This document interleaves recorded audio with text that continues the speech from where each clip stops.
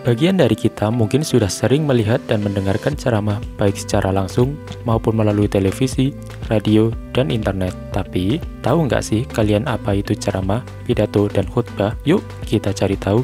Ceramah adalah pembicaraan di depan umum yang berguna untuk menyampaikan suatu informasi, pengetahuan, dan lain sebagainya yang dilakukan oleh seseorang yang kompeten di bidangnya dengan melibatkan banyak orang sebagai pendengarnya. Ceramah bisa dilakukan secara langsung maupun melalui media komunikasi seperti radio, TV, dan sebagainya. Selain ceramah, dikenal pula istilah lain seperti pidato dan khotbah. Apa sih perbedaan di antara keduanya? Pidato merupakan pembicaraan di depan umum yang cenderung bersifat persuasif, yaitu mengajak atau mendorong khalayak untuk berbuat sesuatu. Sedangkan khotbah merupakan pembicaraan di depan umum yang berisi penyampaian terkait pengetahuan keagamaan atau praktik ibadah dan ajakan untuk memperkuat iman. Seperti yang dijelaskan sebelumnya, ceramah mengandung berbagai macam informasi yang ditujukan untuk publik. Jenis-jenis informasi dapat dikategorikan sebagai berikut. Pertama, informasi berdasarkan fungsi, yaitu informasi yang bergantung pada materi dan juga kegunaan informasi. Misalnya, informasi untuk menambah pengetahuan, seperti informasi pergantian kurikulum. Dan informasi yang edukatif seperti tips belajar, juga informasi yang menyenangkan seperti cerita pendek, karikatur, dan sebagainya. Kedua, informasi berdasarkan format penyajian, yaitu informasi berdasarkan bentuk penyajiannya. Dalam media massa, dikenal bentuk penyajian berupa tulisan, foto, dan sebagainya. Dalam bentuk tulisan, dikenal bentuk berita, artikel, fitur, resensi, kolom, karya fiksi, dan sebagainya. Ketiga, informasi berdasarkan peristiwa, yaitu informasi berdasarkan tempat terjadinya peristiwa.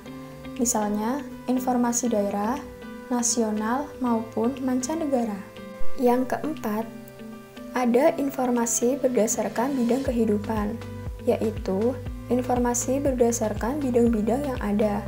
Misalnya, bidang pendidikan, olahraga, musik, dan sebagainya. Yang kelima, ada informasi berdasarkan bidang kepentingan. Informasi tersebut dibagi menjadi 4 jenis, yaitu 1. Informasi yang menyangkut keselamatan atau kepentingan hidup pembaca. 2. Informasi yang menyangkut perubahan dan berpengaruh pada kehidupan pembaca. 3. Informasi tentang cara atau kiat baru dan praktis bagi pembaca untuk meningkatkan kualitas hidupnya. 4. Informasi tentang peluang bagi pembaca untuk memperoleh sesuatu. Selanjutnya, struktur teks ceramah. Struktur teks ceramah meliputi bagian pembuka, isi, dan penutup. Bagian pembuka berisi tentang pengenalan isu, masalah, maupun pandangan terkait topik yang dibahas. Bagian isi berupa rangkaian argumen yang berkaitan dengan pendahuluan, berupa fakta-fakta untuk memperkuat argumen pembicara. Sedangkan bagian penutup merupakan bagian untuk menegaskan kembali pernyataan-pernyataan sebelumnya. Setelah mengetahui lebih dalam perihal ceramah dan strukturnya, tidak ada salahnya bagi kita untuk mencoba membuat naskah ceramah dan mempraktikannya, agar bisa lebih maksimal dan tidak gugup ketika berbicara di depan publik. Kami akan memberikan beberapa tips public speaking. Pernah nggak nih kalian merasa gugup ketika berbicara di depan banyak orang? Pasti pernah dong. Perasaan gugup biasanya muncul ketika kita kurang persiapan nih. Tak jarang kita merasa takut duluan ketika diminta berbicara mengenai topik-topik tertentu. Contohnya, nanti ngomong apa ya? Begitu kira-kira yang kita khawatirkan.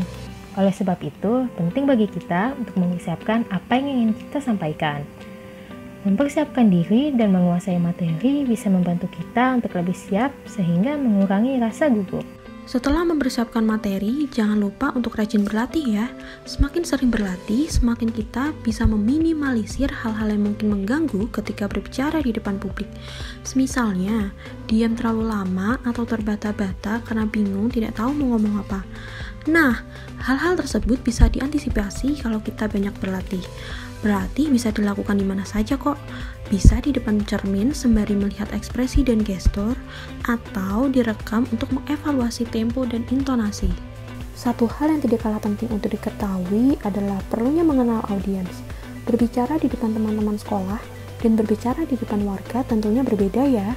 Dengan mengenal audiens, kita bisa memilih menggunakan kata atau gaya bahasa yang dipakai, sehingga akan menciptakan kedekatan antara speaker dan audiens loh.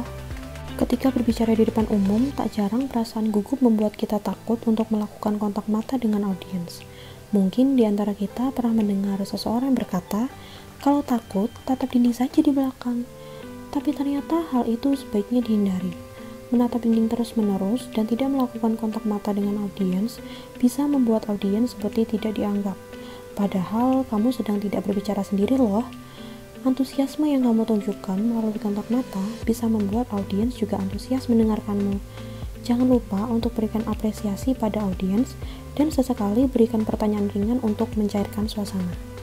Tidak hanya kata-kata, gerakan tubuh dan ekspresi juga dapat memberi makna loh. Gunakan pergerakan tubuh dan ekspresi yang mendukung statementmu. Misalnya, tersenyum saat menyapa atau mengepalkan tangan ketika memberi kata-kata semangat. Hindari gerakan tubuh yang menunjukkan kamu sedang nervous. Oh iya, gerakan tubuh bisa menghindarkan dari kesan kaku dan membuatmu menjadi lebih rileks. Terkadang perasaan gugup membuat kita tidak sadar berbicara dengan sangat cepat. Hal ini dikhawatirkan membuat audiens tidak menangkap maksud dari yang kita bicarakan. Oleh sebab itu, penting bagi kita untuk memberikan jeda di waktu-waktu tertentu. Misalnya jeda sejenak sebelum menyampaikan poin-poin penting, atau sebelum memulai berbicara. Jeda beberapa detik sebelum menyampaikan pernyataan penting bisa membuat audiens lebih memperhatikan apa yang akan kita sampaikan loh. Untuk membiasakan hal tersebut, selama berlatih, kita bisa memberi tanda jeda di naskah kita. Itu tadi penjelasan tentang ceramah dan tips public speaking. Tunggu apa lagi? Sekarang saatnya kamu mencoba untuk lebih percaya diri ketika berbicara di depan publik.